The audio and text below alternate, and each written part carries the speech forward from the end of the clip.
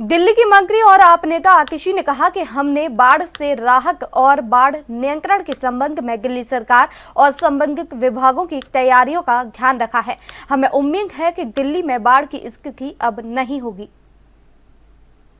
जैसा कि आप सब जानते हैं कि दिल्ली ने पिछली बार दिल्ली के 70 साल के इतिहास में हाईएस्ट रिकॉर्डेड यमुना का लेवल देखा था।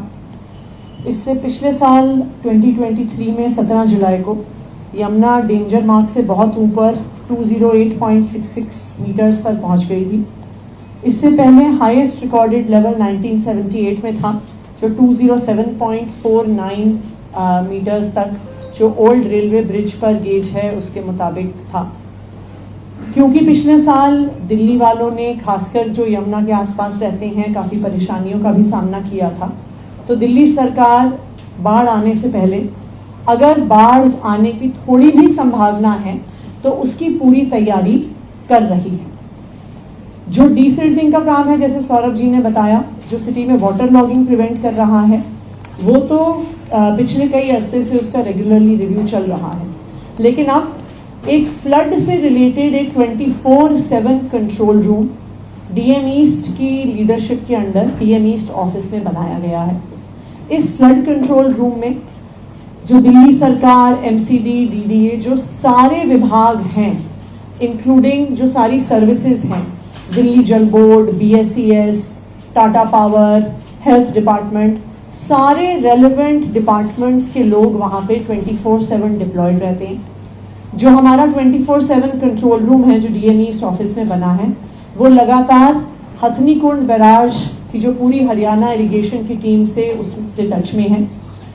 वहीं से, उस कंट्रोल रूम से पूरा जो वेदर फोरकास्ट है, जो वेदर कंडीशंस हैं, नॉट जस्ट दिल्ली में बट पूरे जो यमुना के फ्लो पर, so up to Hathni Kund barrage, और हथनी कुंड बैराज से लेकर दिल्ली तक जो सारी बारिश हो रही है, जो सारी वेदर कंडीशंस हैं, जो सारा आउटफॉल ऑफ वाटर यमुना में हो रहा है, उसको 24/7 कंट्रोल रूम से मॉनिटर किया जा रहा है।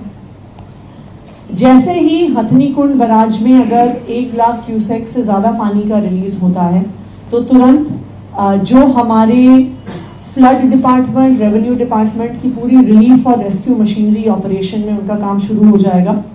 जो रिलीफ और रेस्क्यू ऑपरेशंस हैं, जिसमें फ्लड प्लेन्स में मुनादी होती है, फ्लड प्लेन से इवैक्यूएशन होता है, जगह जगह पर जिन लोगों को इवैक्यूएट किया जाता है उनके लिए रिलीफ कैंप्स लगाए जाते हैं।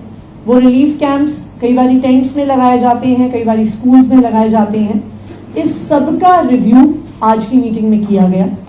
आज की मीटिंग में एनडीआरएफ से भी लोग आए थे, because relief and rescue operations में रेवेन्यू डिपार्टमेंट के साथ मिलकर एनडीआरएफ भी एक महत्वपूर्ण भूमिका निभाता है। जो कंसर्न डिपार्टमेंट्स हैं, उन्होंने पूरा अपना एक रिव्यू ऑफ इक्विपमेंट, जो सारी फ्लड कंट्रोल में इन्वॉल्व है, उसका सारा, उनकी इन्वेंटरी क्या है, उनकी ये मटेरियल कहाँ कहाँ पर प्लेस्ड है, जो फ्लड फाइटिंग मटेरियल है, जिसमें boats, life jackets, life boys, boat carriage trolleys, motor boats, जो सारी relief, rescue, flood fighting equipment है, इसका क्या स्टेटस है और ये कहाँ कहाँ पे डिप्लॉयड है, उसका भी पूरा ब्यौरा एपेक्स कमेटी के सामने रखा।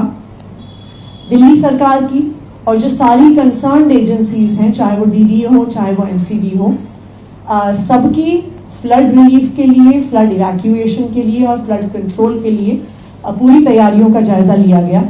हम उम्मीद करते हैं कि दिल्ली